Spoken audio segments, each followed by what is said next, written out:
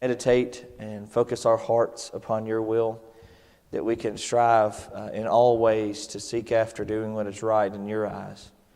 Dear Lord, as we enter into this period of study, help us to clear our hearts of the thoughts and intents of this world. Help us to not focus upon the anxieties that maybe we face outside within the world, but that we can use this place as a place of comfort and as a place of peace, a place where we come in contact with you, with your Son, and with the Spirit as we offer up worship unto you. Dear Lord, as we enter into this period of study, help us to find strength and comfort within the Psalms, to be encouraged by the great deal of zeal that we see within the writer's language, as well as to feel sorrow when they express their sorrow, but always knowing that you are a God who loves His creation and who gave His Son for us so that we could have hope of eternity, something that is far better than this world that we live in. Dear Lord, included within this pain and suffering upon the world, we have several who we could mention, and those maybe who we are unaware of who are in need of struggles as well. But at this time, we want to continue to put forth before you Mr. Dwayne Berry. Give him strength and comfort, as well as give peace and comfort and strength to Miss Peggy as she helps attend to his needs at this time. We're grateful for the successful surgery of Brother Paul, and we want to continue to seek after to bless him in any way that we can and offer him strength and be able to help in any way that we can to encourage him and help him to get back to a normal walk of life. We're mindful also of Mr. J. Kelly as he is going to be facing an upcoming surgery. We're prayerful that the doctors will be able to do everything that they can within their abilities to make sure that the surgery goes successful. And we hope that you can help to give him strength and courage and peace at this time. Dear Lord, we are grateful for all that you do for us, especially grateful for the sacrifice that your Son gave upon the cross, which not just makes this day special and important, but gives us purpose within our lives. And it's through His name that we do pray. Amen. All right. If you'll remember, we are studying in the book of Psalms, and we're not doing a verse-by-verse study of the book. So things look maybe a little different. If you want to open to the book of Psalms, you're more than welcome to. We're going to jump around to a couple of them here and there, but it's just going to be used as examples of Hebrew poetry. And it might seem a little bit strange for us to focus upon something like this. It's not necessarily a textual study in the sense. But it would be very hard for us to go verse by verse through all 150 Psalms. So instead, we're going to get an understanding of how to study the Psalms. I remember when we were in school, one of the very first things that we studied was not the book of Genesis, although that was one of the first studies. One of the very first classes that we had was how to study the Bible, gaining an understanding of the types of language that are used within Scripture, and understanding how to apply context, and understanding hermeneutics and culture and all this, that, and the other, so that as we went through and as we studied through the books, we would gain a better understanding of the books because we know how to study them. And the same goes for the book of Psalms. While we're not going to do a verse-by-verse study, what we're going to do is we're going to set ourselves up for success in studying the book of Psalms, understanding the different types of language that is used, understanding the mindset or the focus of the Psalms helps us to grasp an understanding of what the Psalms themselves mean. As a way of review, since it's been about 3 weeks since we've been able to be together and study the book of Psalms, as a way of review, let's look back at some of the high points of some of the things that we focus on. First of which being the title. The word Psalms or psalmoi is the word praise. Now we mentioned that is transliterated. So the Greek word psalmoi means praise, but it is transliterated in the same way that baptizo becomes baptism, not immersion. Baptizo becomes baptism as it is transliterated, not translated. So instead of it being the word, the book of praises, it is the book of psalms, because we take that Greek word psalmoi and transliterate it. It was written over a course of over 1,000 years, the earliest being in the time of Moses with his psalm in Psalm 90. And the latest being in about 400 BC, that's Psalm 150. Now David wrote about 70 of the 150 Psalms contained within this book. The book of Psalms was originally assembled within groups and booklets, but eventually put together into the format that we have today, 150 psalms divided into 5 major sections.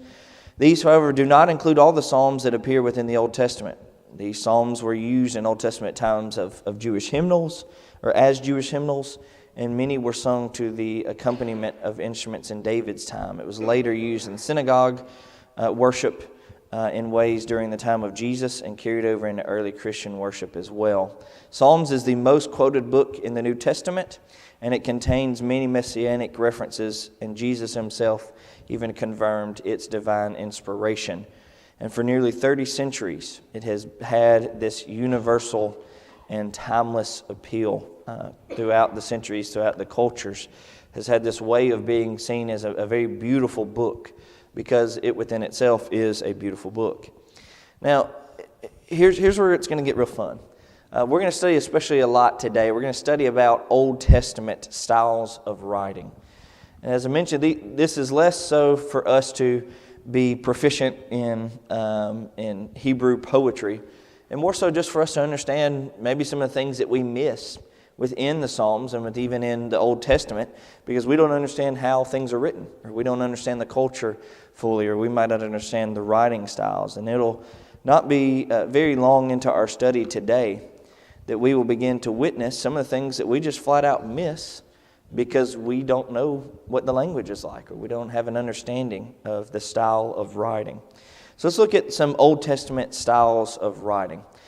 We usually concentrate on the content of the Old Testament, but rarely we discuss the style in which that content was presented. In fact, most of the Old Testament was written in a poetic form as opposed to a narrative form. This is in line with what we know about the writings of other ancient civilizations of the era as well. Lyrical poetry is the earliest example of all literature seen within the early Egyptian and Babylonian cultures. Thousands of years before Christ, we witnessed this lyrical poetry. It is the oldest form of written communication that we have. In ancient Greece, the poets sang their songs long before the philosophers and historians arrived upon the scene. And among the early Germans and English, the art of poetic composition developed before the art of writing in prose.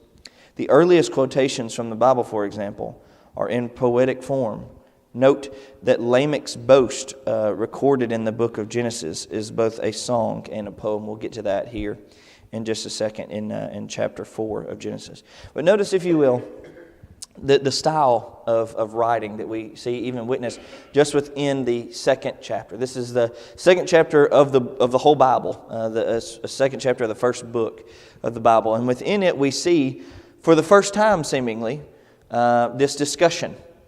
And notice the way in which these things are mentioned, the way that these things are discussed. It's less of a narrative and more of a poetic sense. The man said, "This is now bone of my bones and flesh of my flesh. She shall be called woman because she was taken out of man." Notice it's very poetic. Now, something else for us to notice, and we're going to get into this a little bit more here in just a second. But poetry, especially as it pertains to Hebrew poetry, is a lot different than our poetry. When we think about poetry, oftentimes what comes to my mind is rhyming. You've got this sense of rhythm to it, or rhyme. It is less so that Hebrew poetry focuses upon rhyme. It more so focuses upon thought.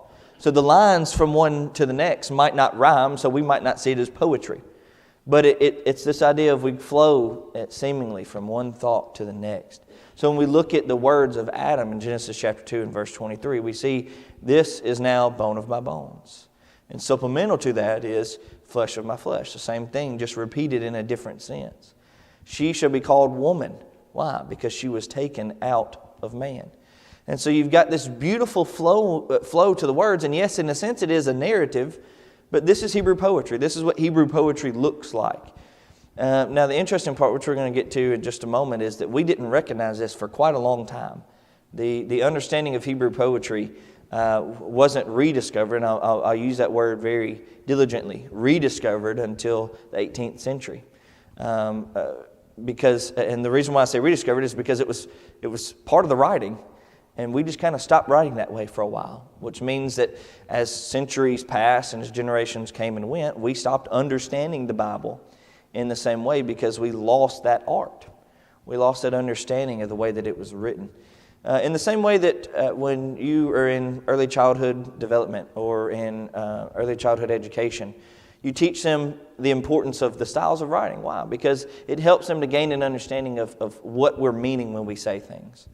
You know, one of my favorite things that we always loved when we would go on mission trips is trying to find ways to say things that made sense to somebody who has nothing to do with our culture. You know, whenever we'd be teaching in Panama or something like that, I remember my first mission trip ever, we had to translate it twice before it was in the native tongue of those who we were preaching to.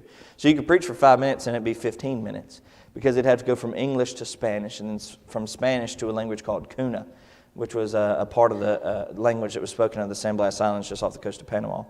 And so as part of that, you would say things that would make total sense to me and you. You know, I could say that opened up a can of worms. Or, y'all know what the word cattywampus is? That's probably my favorite word, is cattywampus. You know, something's cattywampus. What does that mean? Well, it's just not right. Okay, well, you say that to a Spanish-speaking native, and you know what they do? They look at you like, what? You know, and then you have to explain it. It's just not right. Or for you to say something like, well, that opens up a can of worms. What is that? Why are you opening up a can of worms? That seems like a very strange thing to do when you're talking. And so you see how maybe the culture and the difference in language causes for a sense of division. You know what I mean when I say open up a can of worms, but my translator from Panama does not. Nor do the people who he was translating from Spanish to Cuna would understand it either. Because there's a difference in culture. There's a difference in language. And so the same thing happens when we read the Old Testament. They might say something that goes completely over our heads or completely confuses us. Why? Because they're speaking in a different language, written to a different culture. And so things that we might miss completely might have stood out and been ingrained within their hearts and within their minds because it's a part of who they are. And, you know, while the Bible doesn't say open up a can of worms, there are phrases that the Bible uses that are very similar to that of those style of writings or phrases that we have within our own language. They have their own cattywampuses and open up a can of worms that we miss completely, that are part of the Bible. I mean, they're important. They're a part of God's Word, and we just completely miss it because we don't understand. I mentioned this use of language concerning Lamech as he spoke to his wives. This poem that is used, it's this boastful poem in a sense. Now, you'll notice that these things don't rhyme, like I mentioned. This is Hebrew poetry. This is not English poetry. English poetry might have a sense of rhyme or a sense of flow that doesn't translate or that we might not understand when it comes from Hebrew into English. So it says, Lamech said to his wives, Adah and Zillah, listen to my voice, you wives of Lamech. Give heed to my speech. For I have killed a man for wounding me and a boy for striking me. If Cain is avenged sevenfold, Lamech 70-fold. When you look at, especially when you look at Hebrew language, which we're going to talk about something called sticks here in a minute, which is very important for us to understand with Hebrew language, you'll notice how a lot of the points give ear to the same thing, or they build upon each other. You see Adah and Zillah. And then he mentions just two lines later, you wives of Lamech. So he's already mentioned who he's talking to. But then he gives specificity to who it is that who he's speaking to. It's not just Adah and Zillah, it's Adah and Zillah, the wives of Lamech. And you'll notice in the line after Adah and Zillah, listen to my voice. And yet what does he say two lines later? Give heed to my speech. For I have killed a man for wounding me, and a boy for striking me. Very similar in language, but yet saying two different things. If Cain is avenged sevenfold, then Lamech 77-fold. So you see, Hebrew poetry is very different. That doesn't rhyme. That's not a haiku, in the same sense that we have our English poetry. But it's still poetry. It's still poetic in nature. And we might miss these things. Now, this is a very simple, easy way for us to see this. We can notice the connections between Adah and Zillah being the wives of Lamech, listening to the voice, giving heed to the voice, the killing of a man, the striking of a man, the avenging sevenfold, and then the 77-fold, the avengeful 77-fold. We can see those notice those very easily. But if you miss it in other places, you're going to miss the point of the verse completely. And so this is used as a very easy, simple way of showing what Hebrew poetry looks like, because it's less of us understanding what is being spoken of and more of just giving a better understanding of what is being spoken of. And oftentimes we miss completely what a text is about because we just don't simply understand Hebrew poetry. So that's what we're trying to do, is gain an understanding that we might better understand why things were written the way that they were, or words were used in certain places. Notice, if you will, as well, that poetry, when we say poetry versus prose or narrative, we mean that a style of writing that is distinguished both from prose and narrative. Poetry expresses the emotional and imaginative character of the writer's thoughts. Poetry has the power of imagination and relies upon the emotional impact of its verse to convey ideas rather than simply recounting the story within facts. Something that is interesting for us to note, we experience, in a way, prose, narrative, and poetry within our worship services.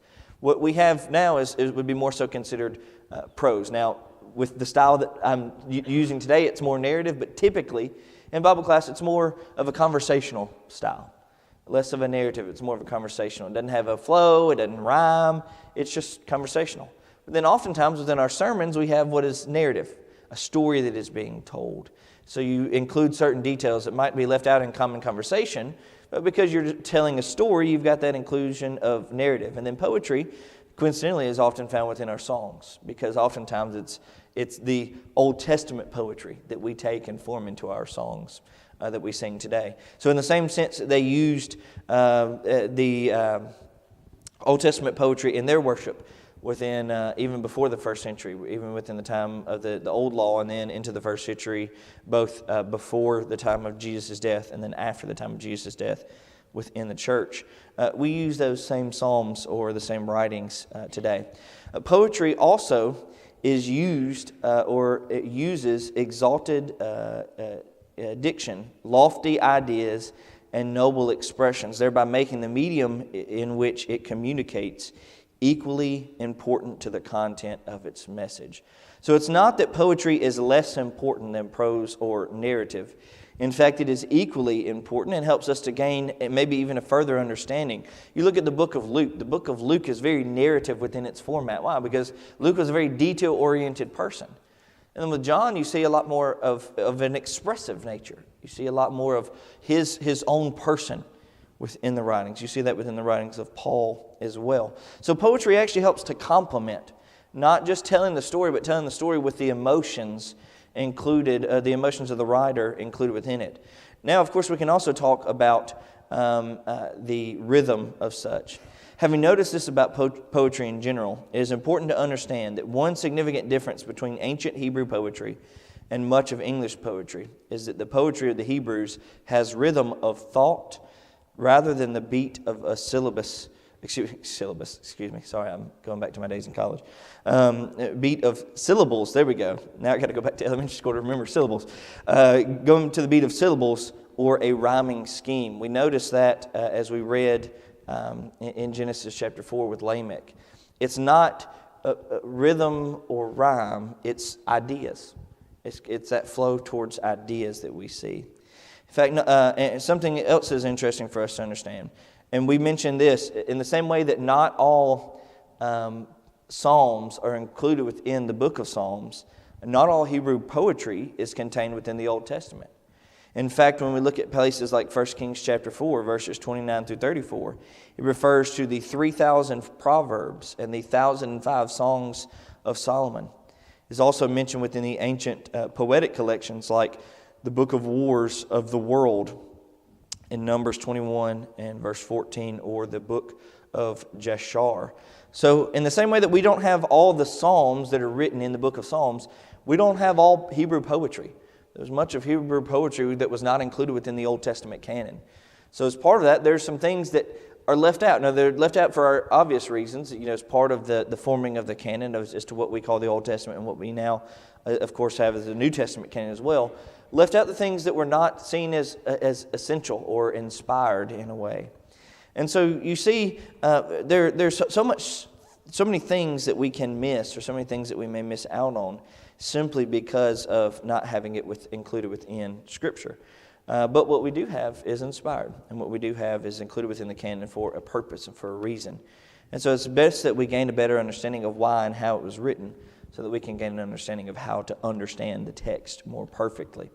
Notice the mention of these things, in verse 13 of Joshua chapter 10 and verse 13. So the sun stood still, and the moon stopped until the nation avenged themselves of their enemies. Notice, is this not written in the book of Jashar? So the sun stood still in the midst of the heaven and did not hasten to go down for a whole day. We don't have the book of Jashar within our Old Testament, but it's referenced within the Old Testament of this book. What we do have, however, was collected and preserved throughout the Old Testament under the guidance and the inspiration of the Holy Spirit. We have 39 books within the Old Testament, most of which, notice this, mostly written in poetic style, as was the custom of writing within the days when this material was produced. If we recognize at least, or can come to the realization that most of the Old Testament was written in this Hebrew poetry style, don't you think it might be a little bit important for us to gain a better understanding of Hebrew poetry? If that is the style of writing for the majority of the Old Testament, it's probably good that we focus on that style, gain an understanding of it so that we can understand that Old Testament a little bit better. Notice a few things, if you will, concerning the classifications of Hebrew poetry. I promise if you're bored out of your mind, just give me a second, because we're going to get to some good stuff here in a second. Some of the classifications of Hebrew poetry. Not all Hebrew poetry is written in the same style, however. Most poetry found in the Old Testament can be broken into two main categories. The first of which being gnomic, or what we call wisdom poetry. The word gnomic literally is translated as knowledge. It is knowledge poetry, or wisdom poetry. These are works of thought and reflection, observations on the human condition and on society. For example, as mentioned above, Job and Proverbs, as well as things like Ecclesiastes, as well as the book of Psalms themselves at times, are examples of what we know as wisdom literature or poetry. The second, which seems to be the most common of the two, is going to be lyric, especially within the book of Psalms. Lyric poetry. It's a more expressive. It's less of the wisdom and more so of the feeling. We see this a lot in Psalms as well as in Lamentations. We'll focus on that here in just a second. I mentioned that the idea of Old Testament being written in poetic form was rediscovered in the 18th century. It was done by a man by the name of Bishop Robert Louth in the treatise of on Hebrew poetry, is his writings concerning this mindset. This discovery helped scholars to more accurately discern the meaning of the Old Testament writings. We can see the impact of Louth's insight when we read different versions of the Bible. For example, with this discovery of this writing style being in poetic form, being discovered in the 18th century, there are some things in the 1611 King James Version that are written differently than in later translations, specifically because of this style not being discovered or rediscovered until after it was translated. Not meaning that the King James Version is wrong by any means, but in using it to better understand it, we can look at a couple of passages. Notice the flow, if you will, as we see it in Genesis chapter 9 and verse 25. We'll get to that next slide here in just a second, and I believe it's Deuteronomy 33.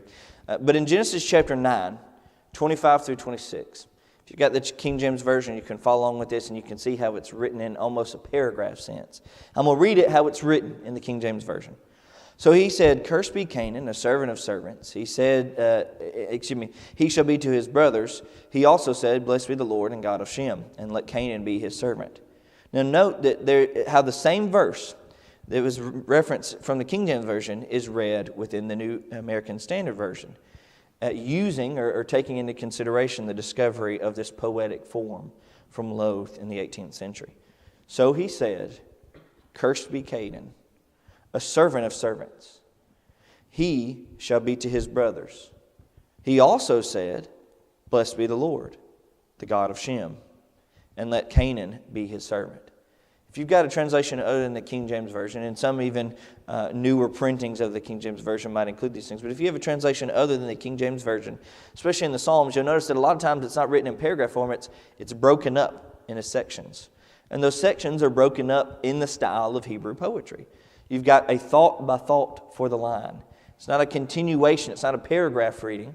It's a thought by thought. In the same way that you might read a novel versus you might read poetry. Even the format on the paging is different. Why? Because the writing style is different. And so upon that discovery in the 18th century, literally the way that we read the Bible is different. Another example of this change is seen in Genesis chapter 24 and verse 60. Once again, I read it in the King James Version and then in the NASV in the ways that they are written. Blessed Rebekah said to her, Thou art our sister. Be thou the mother of thousands of millions, and let thy seed possess the gate of those which hate them. Note the difference in the New American Standard Version, which allows for this poetic form. And they blessed Rebekah and said unto her, May you, our sister, become thousands of 10,000s, and may your descendants possess the gate of those who hate them. It's got these poetic breakups. It's saying the same thing, but it's just including these poetic pauses, because now after this discovery we have an understanding of this is Hebrew poetry. So it's broken down and translated in English, but it's still broken down and structured in the way that Hebrew poetry would have had it written.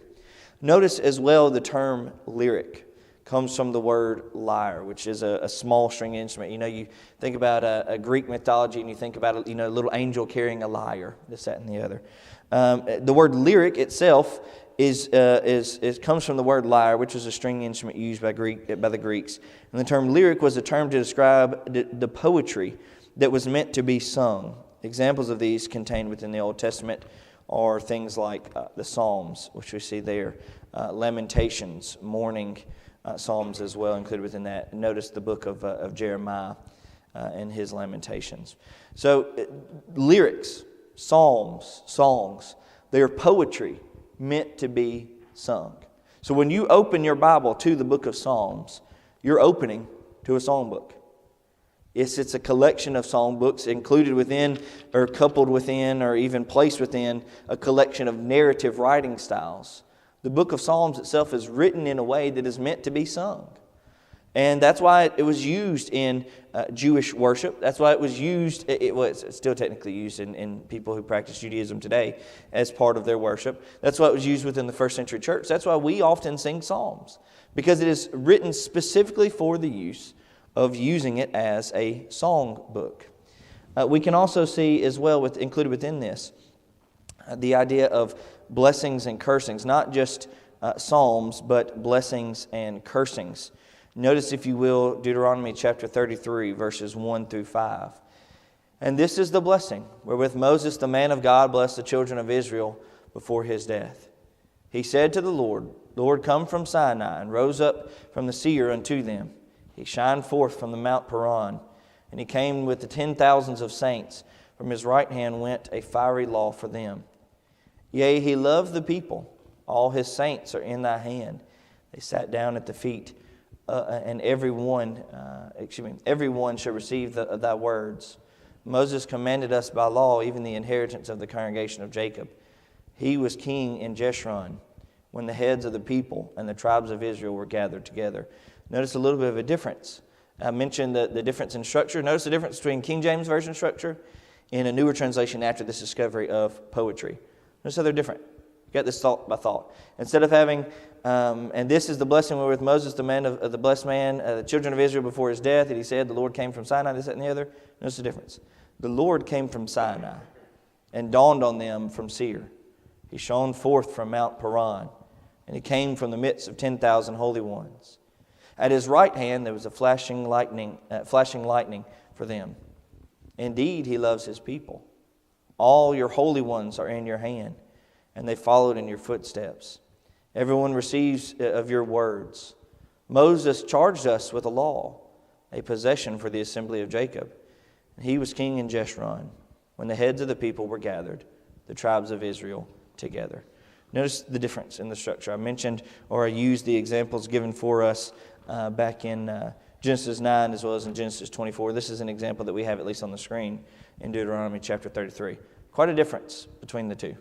Okay, let's get into a few of the other ways. There's also tribal songs that are used as a way of commemorization. There we go. special events in the history of a family. Notice maybe like the songs of Lamech that we read in Genesis chapter 4. There's also mashals, which are lessons or parables. Notice Samson's riddle in Judges 14:14. There are also paeans in reference to some historical event. Some songs of victory. For instance, see Moses at the Red Sea in Exodus 15:1-18. It's a song, but it's written as a song of victory, very specific type. And then, of course, included within that would be dirges. These are funeral songs. These are a common form of poetry. In fact, David's song at Saul and Jonathan's death is what we would call a dirge in 2 Samuel 1, verses 17-27. So there's different types of songs or different types of lyrical writings within that concept or within that focus of the different types of Hebrew poetry, which make for it to be a little bit complex and a little bit hard for us to understand at times. But we have these same things within our lives as well. We notice a few of the same things as they pertain in our lives. We have songs of praise that we sing. We have songs of expressing our attitudes or our thoughts. We have songs to remember certain events. We think about, I always just call it the wedding song. I don't know what it's really called. But when the bride walks down the aisle, what's the name of that song? Anybody? Everybody asleep? Okay, cool, that's fine. What's the song that the bride walks down to? Y'all remember it? Wedding March? Sounds good to me. That's the best I've gotten, so that's right. I don't know if it is, but that's right, because it's the only one who's talking this morning, so that's all right. You get the wedding march. We recognize it. It's used. You don't use that on Sunday morning, when you're taking to the Lord's Supper. You don't play that before the Lord's Supper kind of thing. You use that at a special event. Included within that, we have songs that we sing as part of our history as well. We have lessons or parables that we sing, things that maybe walk us through memories. One of my favorite songs, Remind Me, Dear Lord. It's a focus upon remembering what has been done by the Lord. We have songs of referencing historical events. For instance, even our national anthem itself is a way of remembering historical events. And then, of course, we have our dirges, the songs that we might only sing at funerals, this, that, and the other. Okay, man, we do not have a lot of time. So here's the fun part. We're not going to talk about sticks much. I said we were, we're not. Basically what sticks is it's the way that they form Hebrew poetry. For instance, Psalm 54, 1-2 has 2 lines with 4 sticks. Hebrew poetry was divided into lines, and each line broken into 2 or more parts, which are called sticks. It's S-T-I-C-H. It's pronounced S-T-I-C-K-S. Sticks. Usually 2 or 3 sticks with several words in each. For example, Psalm 54, 1-2. Save me, O God, by your name, and vindicate me by your power. Hear my prayer, O God. Give ear to the words of my mouth. Notice as well in Psalm 19 and verse 7, the law of the Lord is perfect, converting the soul. The testimony of the Lord is sure, making wise the simple. One interesting thing that I do want to mention concerning sticks is that, as it would be saying, they might not have notes in the writings of these psalms. Sometimes it would just literally be the words. The same way that sometimes we might have on the projector we might have words that don't have music notes to it, and we're just supposed to know it. Okay, well, sticks were used as a way of placing emphasis without the use of musical notes. For instance, in Psalm 19 and verse 7, the focus of the sticks, or the focus of that poetry, is on 5 specific words within that verse. The word law, perfect, testimony, sure, and wise. Well, with the use of that format, if you will, it drew the attention to those words. So in a chanting sense, you might say, the law of the Lord is perfect, converting the soul. The testimony of the Lord is sure, making wise the simple. Placing emphasis or deeper emphasis upon different words like law, perfect, testimony, sure, and wise, as a way of focusing what is this verse about. So if you just read Psalm 19 and verse 7, it says, the law of the Lord is perfect, converting the soul. The testimony of the Lord is sure, making wise the simple. But if you're focusing on Hebrew poetry, you see that the main focus is upon His law that is perfect. What is His law? It is a testimony that is sure. It's the same thing. Law, perfect. testimony, sure. And in His wisdom, and making wise the simple. We can also notice, if you will, rhyme. As we mentioned, there's no rhyme schemes within Hebrew poetry. If you ever come across rhyme schemes within Hebrew poetry, don't call me and say, I got you, okay? They're accidental. There is no intentional rhyme schemes in Hebrew poetry. Do you want to know how I know that? Because they didn't write it in English. So for it to rhyme in our language would be an accident, because they wrote it in Hebrew or Aramaic, not in English. So they did not intentionally rhyme something in the English language, writing it in Hebrew. But that's where we go back to the rhythm is not rhyming in Hebrew poetry, it's thought. So you're not looking for rhyming, you're looking for thought. There are other devices that are also used, included within the characteristics of Hebrew poetry. Included within that would be assonance. Similar sounding words with different meanings. For example, in Jeremiah 1, 11 through 12, the word, I love this. Jeremiah 1, 11 through 12. Y'all be opening this for just a second. Jeremiah 1, 11 through 12. The word almond within that verse is shaqued. And the word watching is shoqued. This use of similar sounding words with different meanings was used as a way of putting focus upon putting certain emphasis upon words. And you might say, well, isn't that rhyming? Well, no. The whole thing didn't rhyme. Two words were meant to sound similar to put focus upon things. Why would God write about an almond tree? It's a strange thing to write about an almond. Of all the trees, why an almond tree? Well, when we look at Jeremiah 1, 11 to 12, we see, moreover, the word of the Lord came to me, saying, Jeremiah, what do you see? And I said, I see a branch of an almond tree. Then the Lord said to me, you have seen well, for I am ready to perform my word. When we read Jeremiah 1, 11 through 12, what do you understand about that text? Based on our English understanding, God asked him what he saw. He said he saw an almond tree. And he said, good. Now go and teach my word. Okay. That seems like what it is on the basis.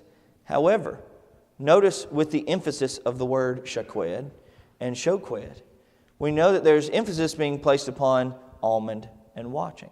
Why?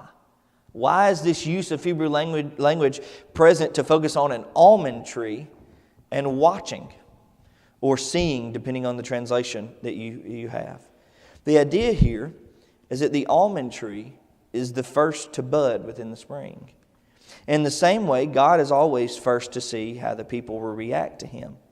This similarity is highlighted by the device of assonance, where the two words, almond and watching, sound alike.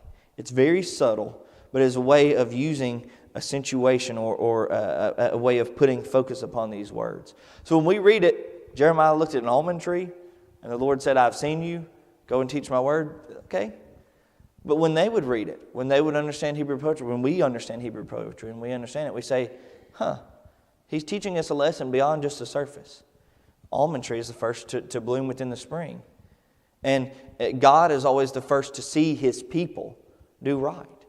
It's this idea of, you have seen this almond tree, the first of its fruits, if you will, of the season. But God sees the first fruits of His people. Well, we don't see that. That's completely invisible to us. Why? Because we don't understand Hebrew poetry. So when we gain a better understanding, we can see, okay, there's something just within the text, even in places like Jeremiah, that just stand out to us that otherwise would be invisible to us. I do not have a lot of time, so we'll keep going. Acrostic is another device that is used. You'll notice, especially in Psalm 25, verses 1 through 22, there's an acrostic. This is using the Hebrew alphabet, Aleph, Beis, Gimel, Dalet. Each of the verses in Psalm chapter 25 begins, the first word, at least in Hebrew, begins with the first letter, Aleph, of the Hebrew alphabet. The second verse, the first word, begins with the second letter of the Hebrew alphabet. The third verse, first word, begins with the third letter of the Hebrew alphabet. You'll also notice in places like Psalm 119, largest book within the Old Testament, largest book within the Bible. And you'll notice that the division points of Psalm 119, you got some weird looking writings. I don't know if your Bible includes it, but mine also includes pronunciations. That's the Hebrew alphabet. You're seeing this as used as well. We also see this in Lamentations chapter 3. So it's use of an acrostic. There's also parallelism. I don't even know if I should even start down this. Yeah, we're going to try. There's also parallelism, multiple types of parallelism that are included. One of that being synonymous. It's the idea with different words. How blessed are those whose way is blameless, who walk in the Lord. Blessed are those who observe His testimony, who seek Him with all their heart. Notice how blessed are those whose way is blameless, and how blessed are those who observe His testimonies. As well as notice the similarities between who walk in the Lord and who seek Him with all their heart. Very similar. There is antithetic parallelism. The second line contrasts the first. We see this in places like Psalm 30 and verse 5. For His anger is but for a moment, but His favor is for a lifetime. Weeping may last for a night, but a shout of joy comes in the morning. So it's this idea of contrasting. There's also synthetic parallelism. The second line completes or amplifies the first. We see this in places like Psalm 2, verses 5 through 6. And He will speak with them in His anger and terrify them in His fury, saying, but as for me, I have installed my king upon Zion, my holy mountain. That it is beneficial or building upon. There's introverted in the sense of chiastic or chiasmus or Abba, if you will. A-B-B-A, going back. Notice in Proverbs 23, verses 15 through 16. My son, if your heart is wise, my heart will rejoice indeed I myself. Yes, my inmost being will rejoice when your lips speak right things. So you see this idea of the first line and the last line being complementary of each other, and the two in the middle are complementary. My son, if your heart is wise. Notice the last line, when your lips speak right things. In the middle, my heart will rejoice indeed I myself. Yes, in my inmost being, I will rejoice. So you've got these introverted parallelism, which is helping to point towards each other and complement each other. You've got climactic parallelism. I know I'm flying through these, but I promise we're going to look at them as they appear throughout the Psalms. Climactic parallelism. It's almost stair-like. It builds upon one another. One line picks up words from the previous line and builds upon the next. Psalm 93 and verse 3, the floods have lifted up, O Lord. The floods have lifted up their voice. The floods lift up their pounding waves. So you get this building upon each other. And then the last of which would be the emblematic parallelism. This is comparing with like or as, similar to synonymous parallelism. As far as the east is from the west, as we see in Psalms 103, 12 through 13, so far as He removed our transgressions from us. As a father pities his children, so the Lord pities those who fear Him. Understanding these ideas of parallelism helps us to better interpret the Psalms, that we can know who the author is referring to when he speaks. For example, in Psalms 8 and verse 4, David uses synonymous parallelism describing God's mercy and caring for human beings. David's reference to the Son of Man, I want us to notice this, and then I'll let you be. Notice in Psalm 8 and verse 4, David's use of the phrase Son of Man in the context of Psalm seems to refer to a human being, because the first stick, the writer refers to the human being with the term man. This helps us to understand that the term Son of Man in the second stick also refers to a human being, seemingly not God, because the two sticks are expressed as synonymous parallelism. The same thing with different words described. However, when we get to Hebrews chapter 2, verses 6 through 8, the Hebrews writer helps us to understand further and gain a better understanding that this Son of Man is not referring to a human. This Son of Man is referring to the Christ. And so with the use of Hebrew poetry, with an understanding of the way that things were written, we can gain an understanding of things like God's not talking to Jeremiah about an almond tree. God's talking about seeing the first fruits of the labor of His people and witnessing as God's people do what is righteous in the sight of God, that He is the first to see it. It does not go unnoticed by Him, giving a completely different meaning to a passage that helps us to gain a better understanding of what it is that God is truly saying. Most ancient writings are in poetic form in the Old Testament. Poetry is divided into two main categories, nomic and lyric, and these are meant to be used as songs, if you will, with special features like assonance, acrostics, and parallelism. Next week, we're going to get into the Psalms. We're going to begin the first of 9 weeks of looking at the main points of Hebrew poetry as we see them in the Psalms, and hopefully can practice these on our own before the next couple of weeks. All right. Sorry for going over. Thank you for your time.